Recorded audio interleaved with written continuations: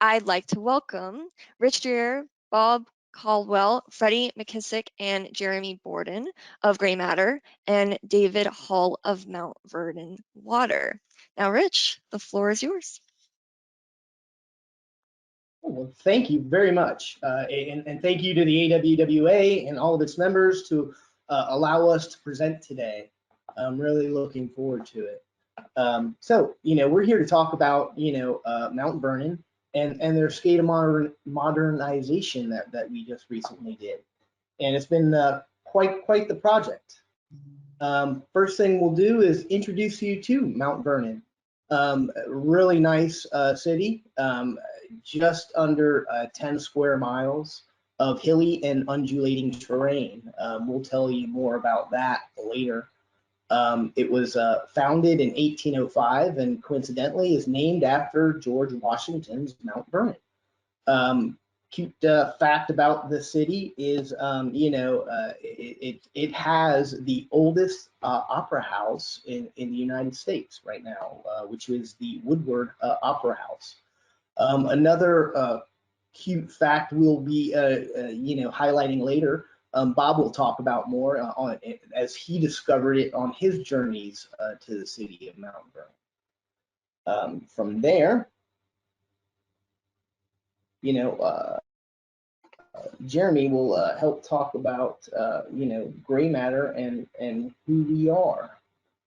Yeah, hey everybody, Jeremy Borden with GrayMatter here.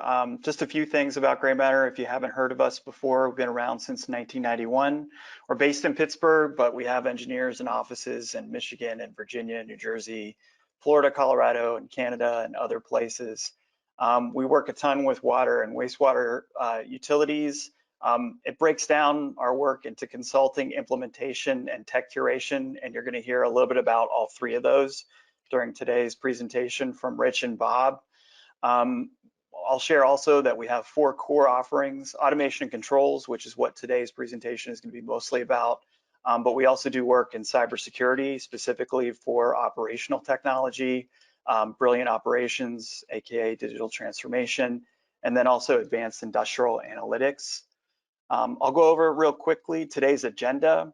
First, Rich and Bob are going to lay out some of the challenges and goals that Mount Vernon wanted to achieve with this project.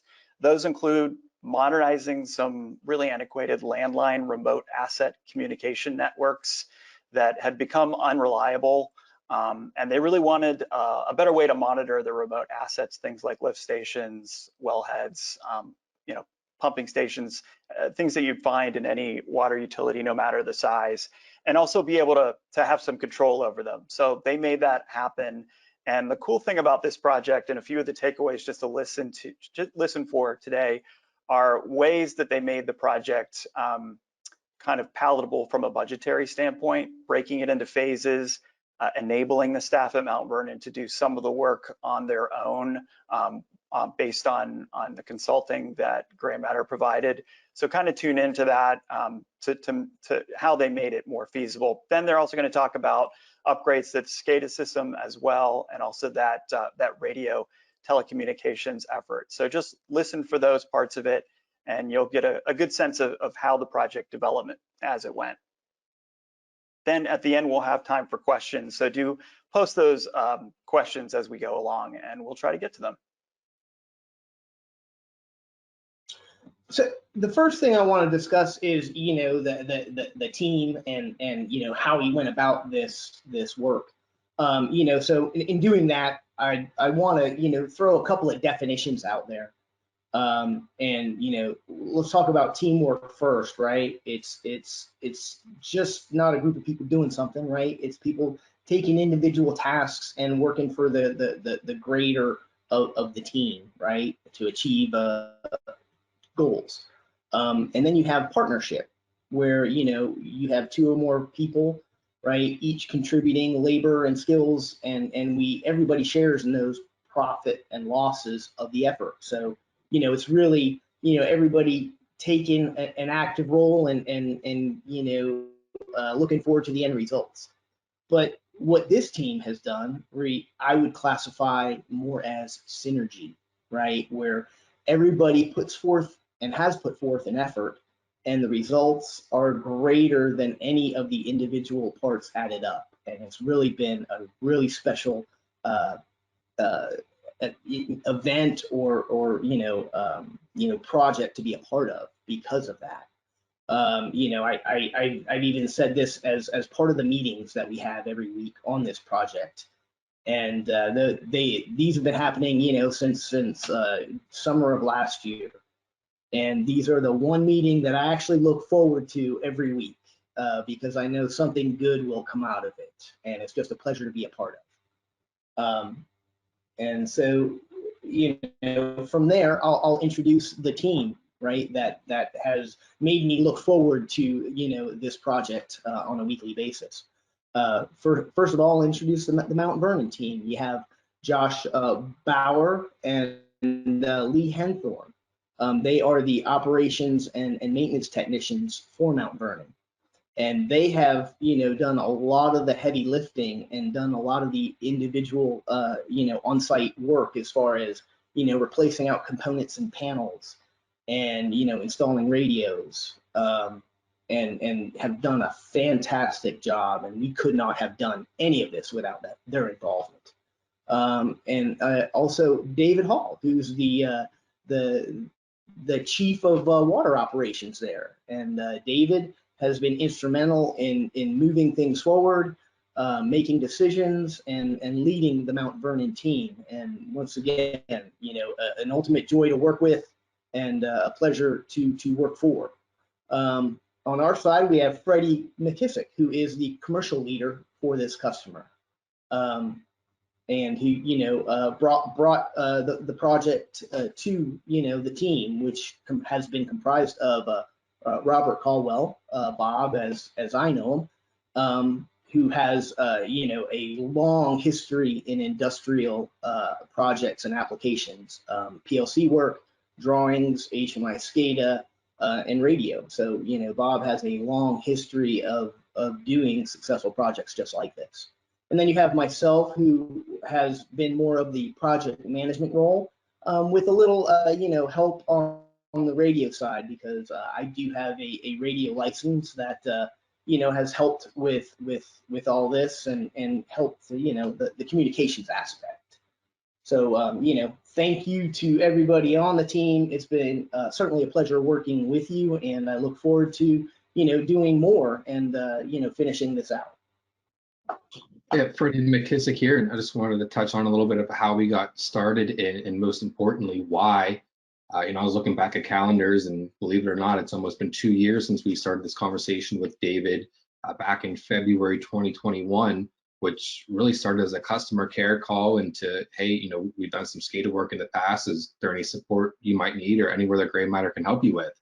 And, he went on to describe he has this legacy system that was built in the 2000s and really left unsupported, which he described as a black box that was untouched. And, with a support staff that was left with a limited budget to support some of these efforts, he came to us and was looking for a holistic solution, right? So, we were able to look at this from a long-term point of view and break this going on 2-year now project into multiple phases. And really started with a SCADA assessment, which led to upgrades, which turned into a controls assessment, followed up by controls and telemetry upgrade out in the field. So Bob, if you would like to elaborate on that from a technical standpoint a bit further, please do so. Thank you, Freddie. Hi, everyone. Bob Caldwell with GrayMatter, and Freddie, great job describing that. And we'll talk a little more about the technical side of it as we move through the presentation, but because you can see on the slide, the infrastructure was implemented in 2000, and I can recall during one of my first visits, the guys were sharing with me an old 32-bit laptop they were hanging on to for dear life because that was the lifeline to the PLCs they have around the facility. So we'll go through that step by step. So the assessment methodology. The first thing I think in any good conversation is to listen. And really that's where we started. Freddie had the initial contact with Mount Vernon and then brought us in to listen to David and his team to help describe to us their challenges. And what the anticipated outcomes might be from an engagement with GrayMatter. So as you can see on the slide, after we listened to what the challenges were, we had to identify the tasks to help get Mount Vernon to where they wanted to be. And that included an initial site visit, which I conducted over a period of a few days, to meet and greet the team, spend some time understanding what the hardware and software was they had at that point, and think about what we can do to help them move forward. We learned early on that there was no radios being used for this part of their treatment process. It was all at least telephone lines. And Mount Vernon was interested in implementing a radio solution for more stable communication. As Freddie had indicated, that led us to a review of their current control system in general, not only at the water treatment facility, but at the well sites, associated towers, and the booster stations. Through the whole process, it has been collaboration. And this has been a big part of the journey for Mount Vernon, because as Freddie also said, one of the concerns of Mount Vernon and one of the challenges was they had a black box that they really didn't know what was out there and how to deal with it. So supporting it was very difficult, and it was important that whatever we did, we were lockstep in implementing it in such a way that when GrayMatter was completed with their tasks, Mount Vernon was left with a system they completely understood and could completely support in-house. So coming out of the back end of the assessment was a formal report, and then the planning stages of how we were going to move forward.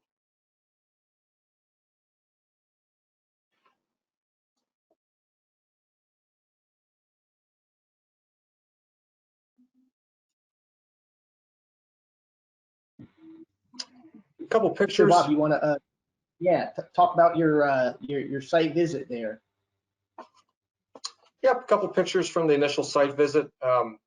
Another fun fact, so Rich had talked about this a little bit earlier. On the left side is actually, you're looking at a bone that is on top of the Mount Vernon dog fountain. So if you have a minute this afternoon, just quickly Google Mount Vernon dog fountain. It's really cool. It's an attraction in the city, and it's comprised of some cast iron sculptures. Let's see, I think it's 18 dogs, a cat. I think there's even a pony in there, but it's super cool. I got to see that on my first visit there.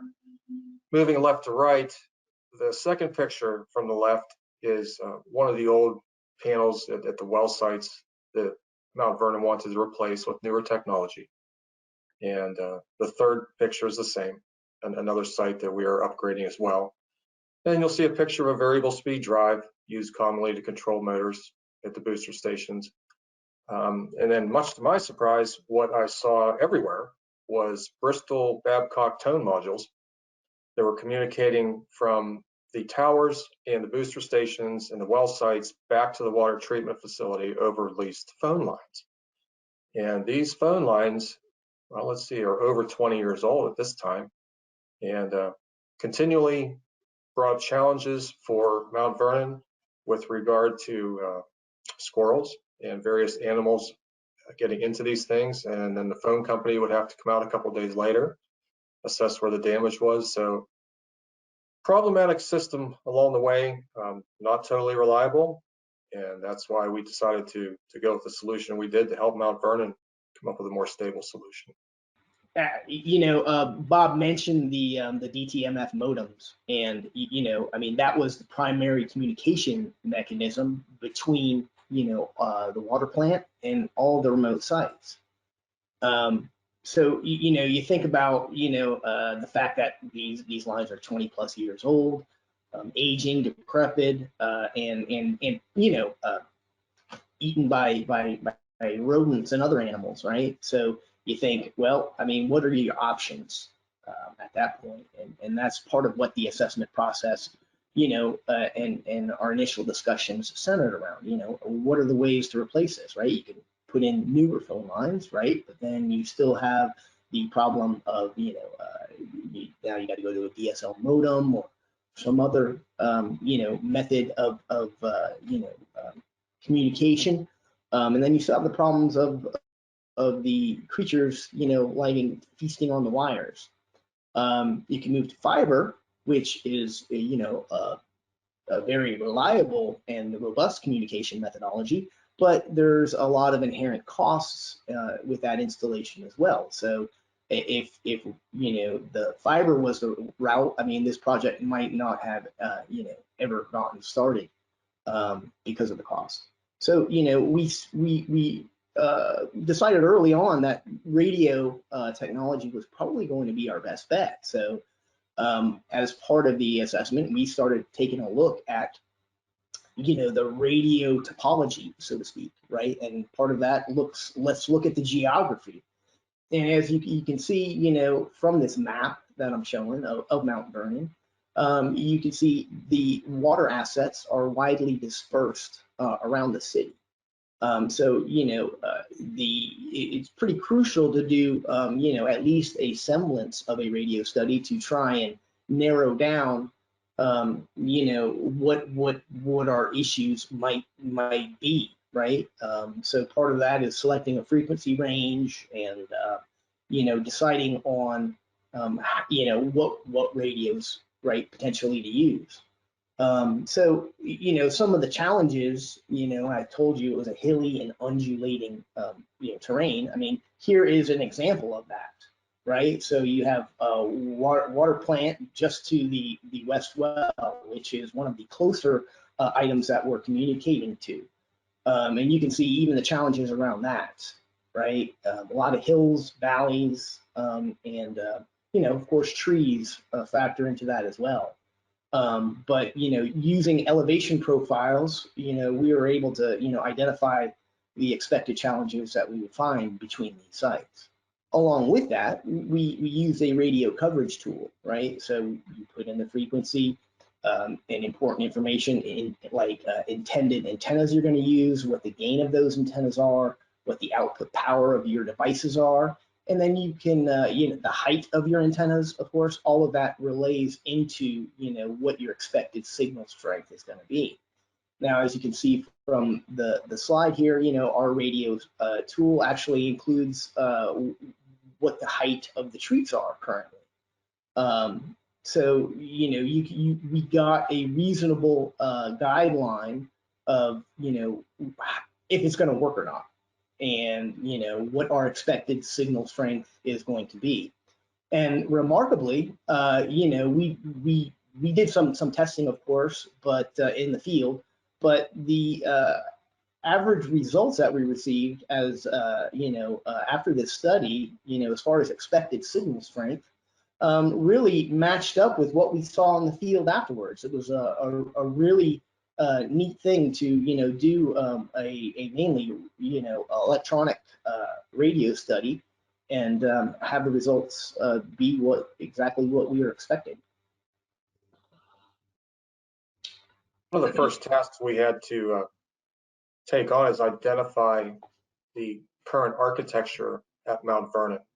And during the initial site visit, the maintenance personnel were kind enough to take me around to the various stations and take the time out of their schedule to share with me what was being used and help develop a picture of what the overall system looked like. And that's what you see right here, is what we call the current state network diagram. And of course, you can see the leased phone lines, the tone modules, the telenetics modems, all communicating underground back to the water treatment facility. This hardware, upon failure, was nearly impossible to find other than eBay. The vendors who had installed the equipment in 2000 were no longer around. Companies had gone other places. So finding support locally was a real challenge to Mount Vernon. And once we got a pretty good picture of what the current state looked like, it really helped us drive what the future state would look like as well.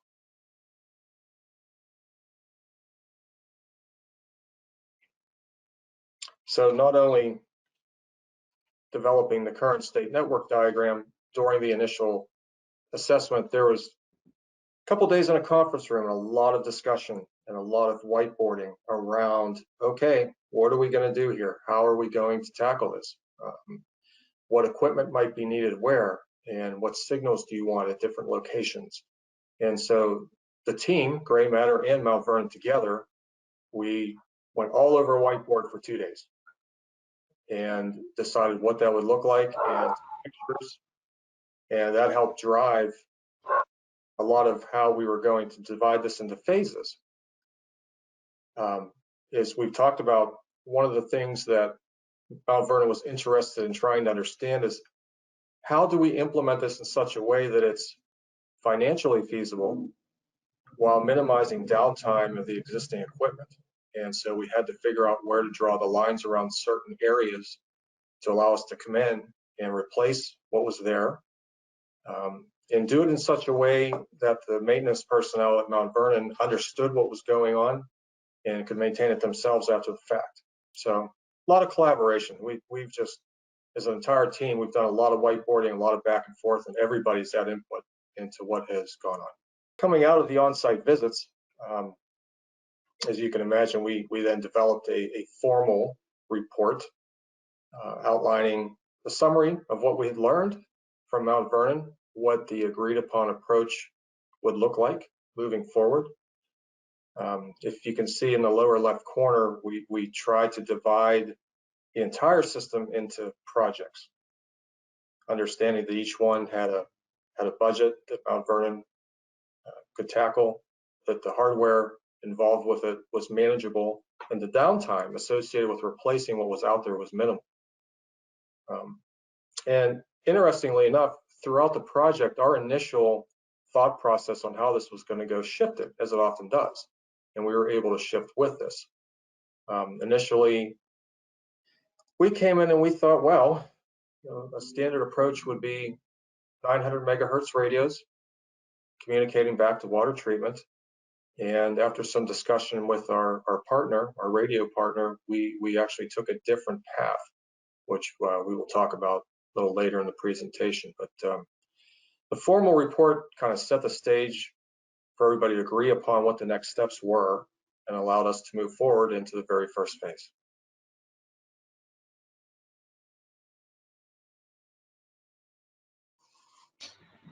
Thanks, Bob. So the assessment was done, the report given to the customer, recommendations made, right? And as a result of that, we came up with a future state, architecture. As part of this was, using user supportable parts, right? Something that was not basically off the shelf technology that, Mount Vernon could go down to their local distributor and get replacements, very easily if needed, right? Because the one thing we know is electronics, it eventually will fail. So supporting it, on a long-term basis is always a challenge. So we made sure, as a team, we selected the parts that Mount Vernon wanted to use that they could support, right? That they could program and work with in the future. Definitely part of that also was selecting the radio technology also, and we'll talk about that in great detail here coming up. But because of budgetary constraints and biting off, we didn't want to bite off more than anybody can chew at one time, right? Because Mount Vernon has a lot going on that's just outside of this technology replacement, right? They have a water utility to run. So, we wanted to break it off in parts that were palatable for everyone. So, if you remember the map I showed at the very beginning, and you sort of laid out where their assets are located, it also, we noticed it also sort of laid into how we could approach the project and sort of use that geographical aspect to plan out the individual workings and site. So what we did is we took the water plants and the wells, right, and broke them off. We took the east tower and the associated pump stations there. We took the other tower, water tower, and the associated pump stations there. So it really worked in to making up nice packaged sections of the city where we could work on and procure these parts, install them, and get them working to Mount Vernon's liking. So that collaboration that Bob spoke of once again came into play. We worked with the city and David and Josh and Lee, and came together and decided on that plan of action. And from there, it worked out really, really well. So I think we're going to break off now, and we're going to see a movie, an interview, and David Hall can talk about firsthand the experience. Hi everyone, Jeremy Bourne with GrayMatter here, and I want to introduce our guest for today's presentation, David Hall from Mount Vernon Water. David, thanks so much for being part of today's event. I really appreciate it. Thank you for having me. I appreciate the opportunity to be here. For sure. So David, just to start things off, can you tell the audience your title and describe a little bit about your role there at Mount Vernon? Okay, my title is Chief Operator. So I oversee all of the water treatment operations here at the facility. I supervise all the plant personnel, responsible for compliance, overseeing the maintenance, and anything to do with our facility comes through me. So a little bit of everything. Like you said, you were out in the field, you were working on a clarifier just today, so you're kind of all over the place. All over the place, yep. And even recently, responsibility for the labs and everything here at the facility have been handed over to me. So I'm learning. I got a whole new experience to learn there as well. Nice. Well, it's good to have you today. So let's just start off. Is there a best practice that you can share with the audience today that you really find that serves you and your team there at Mount Vernon that people be interested in knowing about? Well, I mean, the best practice. I mean, the thing we look is if stuff we're used to doing, then we try to be proficient at it and do what we need to do. But like with things with this project, it is totally out of our field of comfort. And so the best practice at that point, act much like our clarifier project today, is go find experts that know what they're doing and that you can rely on for good information to be able to make wise decisions and give you options and know how to proceed forward. David, can you talk a little bit about the project that you worked on with GrayMatter and kind of the topic of today's webinar as well? How that got started and kind of where you're at this point. It got started with a lot of sleepless nights. Our facility was built in 2000. The technology was installed here at that point when it was installed, the technology was already 3-4-year-old technology. There have been no upgrades to our technology in that time period. So we're running on 22-year-old technology, or age-wise 22-year-old, that really was developed in the mid 90s. It's wore out. We actually, since in the process of having started this program or this upgrade, we've already had some failures of some systems that we have not been able to get to yet. That's actually the last phase that we're going to tackle in 2023, which is all of the stuff inside the plant. Up till now, we've been working on our SCADA system and all of our peripherals. So our elevated tanks, our booster system, all of that. We're actually getting ready to complete the last one of our peripherals. And then 2023 is going to be a focus on everything inside the plant. But the problem is, if we have a failure in these systems, I mean, we could go black here, at which point we're going to be running a fairly decent sized facility totally manually with at that point, SCADA won't even be any good for us. We won't be able, it is all going to be a manual operation. Roughly what size is your system and how many customers do you guys serve? Mount Vernon, we serve about approximately 18,000 citizens in Mount Vernon. In addition, we also provide water for the village of Gambier. And so there's another, which is a college town. So depending on what time of year it is, anywhere from 1,000 to 2,500 additional customers there. We average about 2.6 million gallons a day on our average flow. The plant is rated at 7 million gallons a day. And it's a good plant, but it's been 20 years since systems have been upgraded, and not only our technology, but even some of our other equipment, which is clarifiers, lime system. We're in the process of upgrading all of this, so it's been a real challenge the last couple of years. What were some of the big challenges that you were hoping to solve through the upgrade? Some of the benefits that you're hoping to achieve. Primarily reliability is be the first thing. Again, because of the age of the system, problem is when we have failures of components, we're at the point where our mechanics are we've actually had to go onto eBay to find parts because the legacy equipment we have is so outdated. There is no replacing it, and that's getting more difficult. Um, so reliability is the single biggest issue, and access to parts and all that.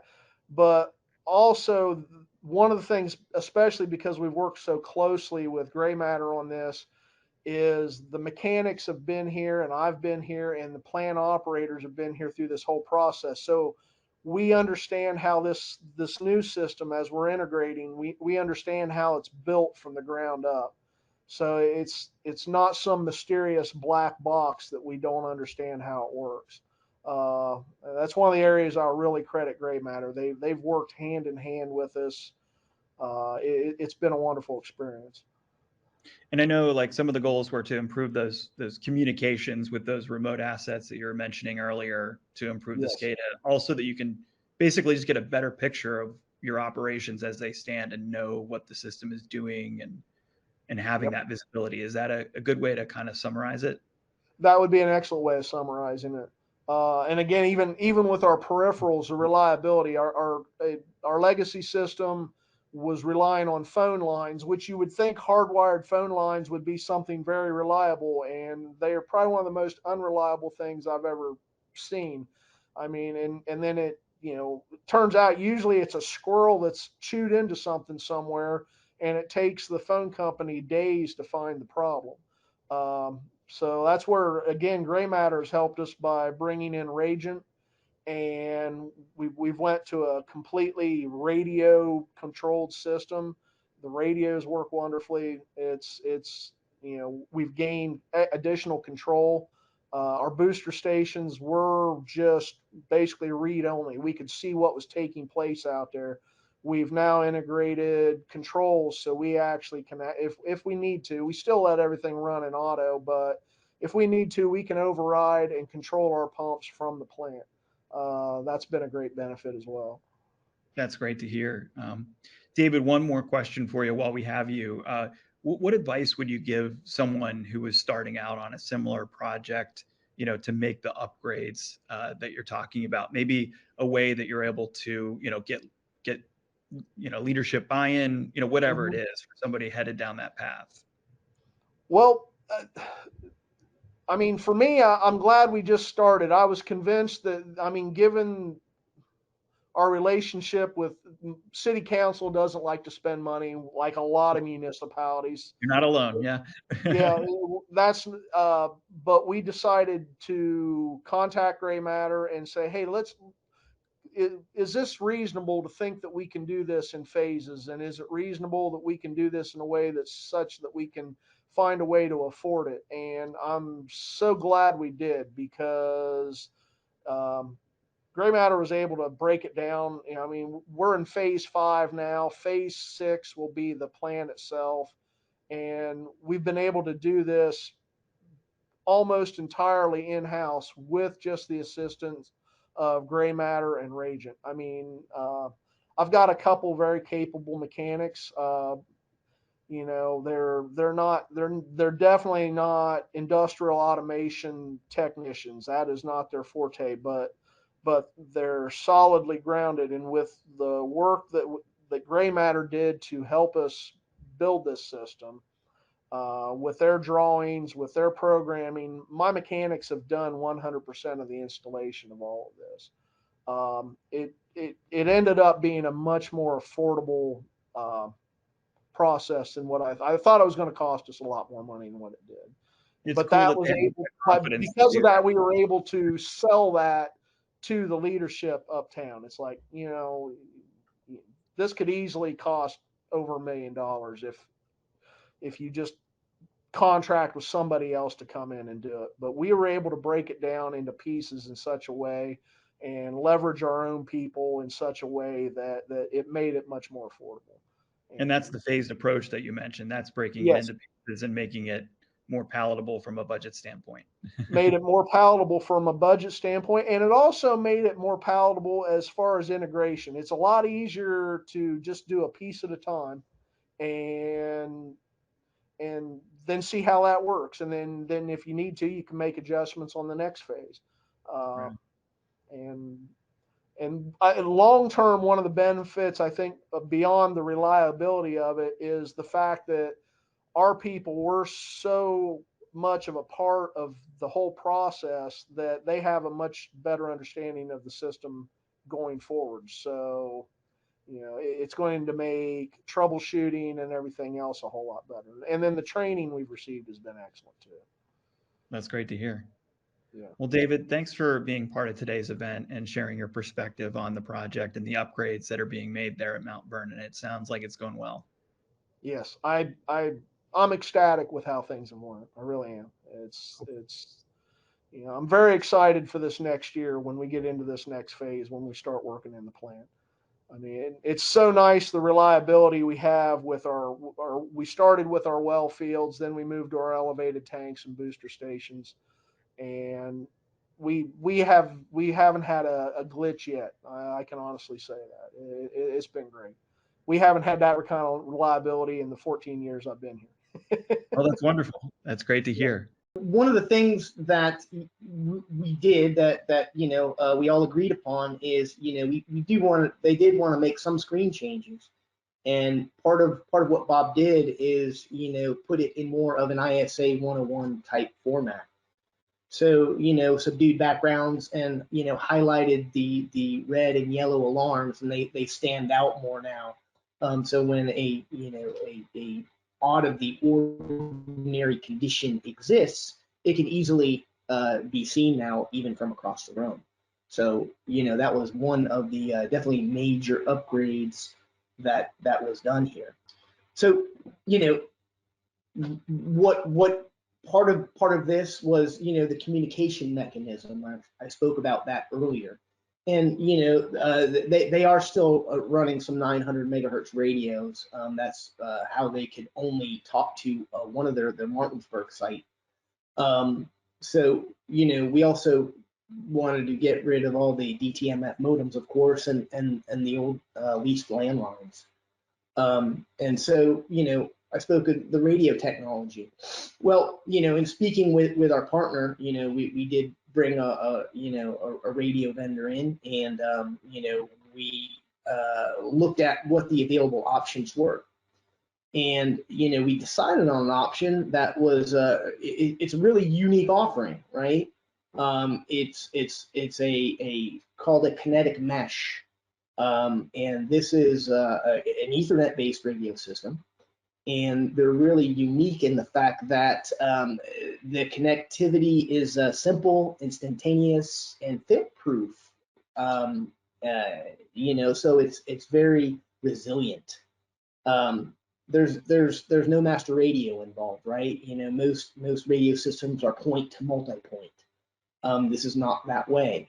It's each radio is their own entity, their own decision maker, and it connects to all the other radios in the system, or as many as it can.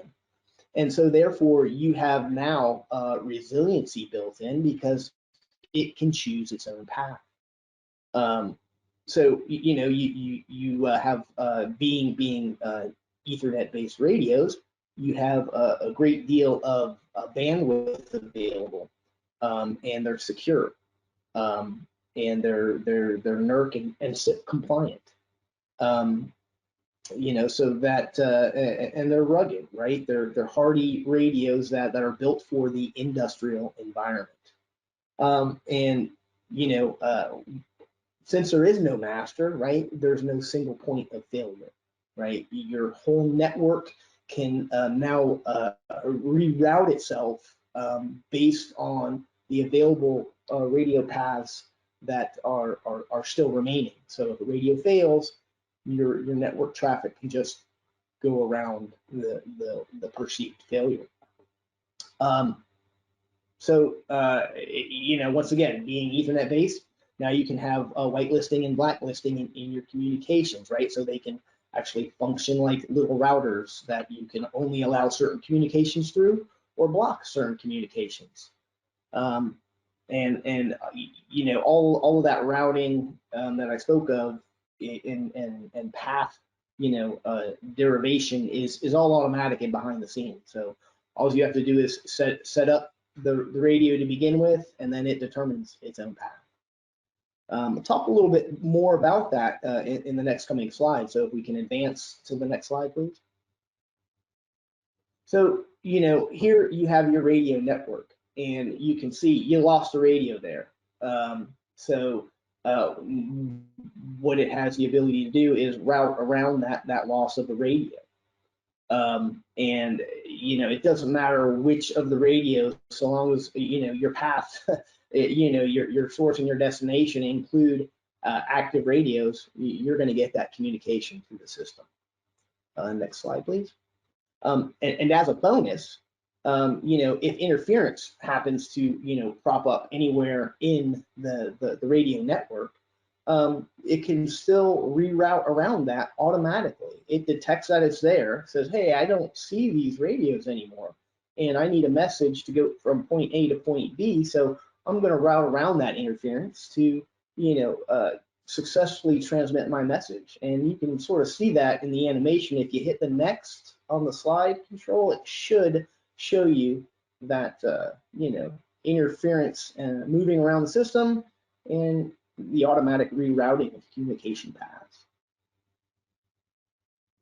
So that, you know, it's very unique, right? I mean, master to you know, radio, a point to multi-point, you lose your master radio and you lose the whole system. Here, not so much.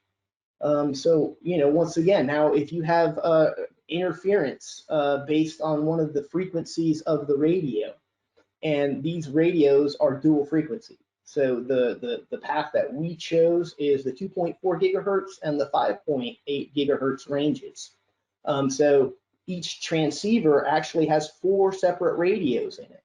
So if you know, if you can't make the hop on one of the frequencies, it has the other 2 also active that it can reroute using those 2.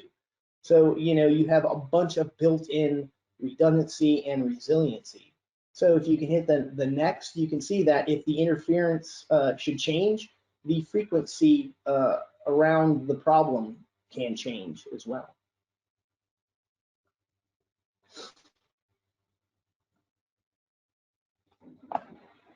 So, you know, once again, I spoke of a mesh network, and you have the traditional mesh and you have the kinetic mesh. You know, once again, traditional mesh network, if you lose, you know, a node, you lose everything around that one node.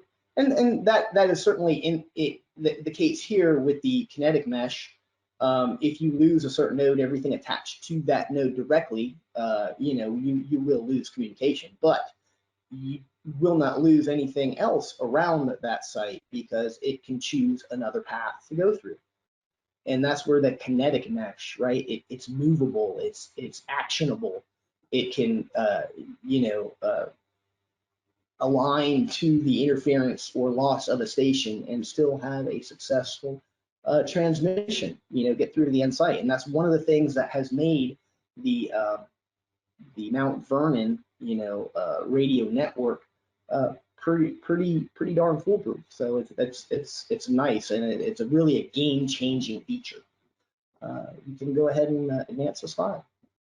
Okay, so what you're seeing here is actually a snapshot of the network at Mount Vernon. You can see the various radios communicating over the 2.4 and 5.8 frequencies and how they interconnect with each other, as well as software that is provided by Regent that allows us to monitor signal strength, the peers, how they're communicating with each other, and allows us to make adjustments to the radios as necessary as well. So I thought this was pretty cool to show everybody where Mount Vernon is today and how these radios are communicating. It's been interesting to watch them come up. And as we've talked about the various phases, we've watched this network expand, and it's very solid. And due to the technology Rich described of the Kinetic Mesh network, the more radios you add, the stronger the network becomes. So our first install of radios was to try to connect the water treatment facility to a well field that was fairly close. What you can see here is the before and after. So the before was the legacy controls that were unsupported, materials were hard to find, and then the after is what was replaced. So GrayMatter produced the drawings with the assistance of Mount Vernon to try to fit the new components into the existing panels. And with those drawings, Lee Henthorn and Josh Bauer did a great job building the panels, getting everything wired up, getting the radios ready for us. So whenever we came on site to install, we had already tested everything back at GrayMatter to make sure that our part was going to work. And then when we got on site, all we had to do was do our checkout and testing. And together with Mount Vernon and Regent, we all came together to program the radios, so we all understood how they were configured and what needed to be done. Because again, we didn't want to leave Mount Vernon with a black box. We wanted them to understand how to configure the radios, how to maintain the radios, how the new PLC program worked, how everything was wired up, and leave them with a system that was portable after the fact. So this was our first radio install at Mount Vernon. Then we moved out. Thinking about that map that Rich showed earlier, we moved east and we moved out to the tower and booster station. And same situation. Working with Mount Vernon, we produced the drawings and the hardware to fit in an enclosure that was out there. Josh Bauer had to fabricate a new enclosure as well, and he's done a great job wiring everything up per the drawings. We programmed everything back at GrayMatter, tested everything on the network, and as an addition, we added a local HMI panel at the booster station to give them local control that they didn't have before, so they could change set points, level alarms, set lead lag on the pumps. In addition, we also upgraded the SCADA screens to be a little more ISA 101 compliant and give them some more control that they didn't have before. Interestingly enough, as we were putting these systems in, we were also using a secondary driver on the SCADA system. So we were communicating Modbus to some legacy equipment as well as Ethernet IP to the new equipment at the same time. The current phase 5 is in progress. This is the second tower out there. So east side tower, New Gambier, will be a similar process. There are 3 pumps as opposed to 2.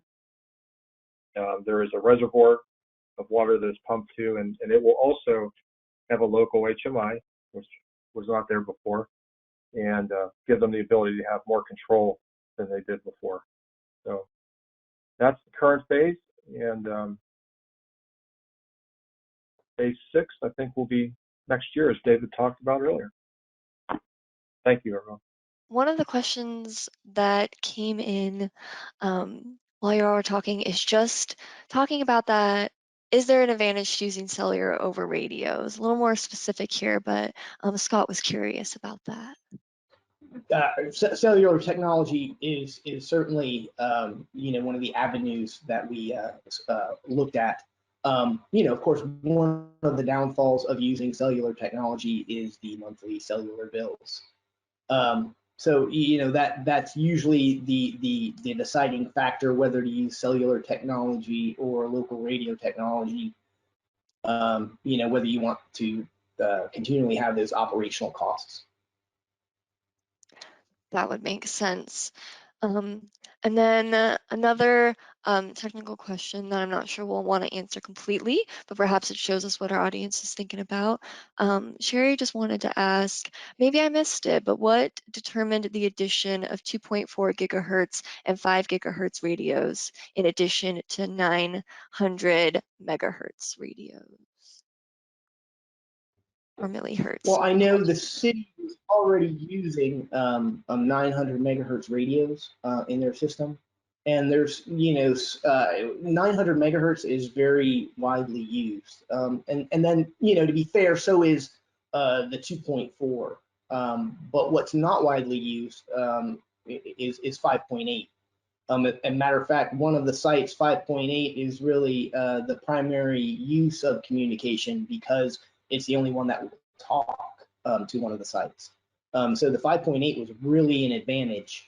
One of the things I forgot to mention within the presentation is the fact that we are also using dual polarization with our antennas. And so that's also one of the game changers because most of the interference you're going to see out there is vertically polarized. Most an omnidirectional rubber ducky antenna, right? Everything goes off of that. Using the horizontal, which totally throws it out of phase. And if you're using horizontal, you get no interference from anything that's vertically polarized. So we sort of hedged our bets and used both polarizations, and it really, I think, made a difference in the end result. Thank you for breaking that down. I'm sure Sherry appreciates it. Some other questions that came in. We do have 3 minutes left and we'll have some concluding slides, but let's go ahead and ask one more. I think it's a larger question, so we'll just give a broad summary, but Michael wants to know, can you discuss any security issues as it relates directly to any of the phases of SCADA systems?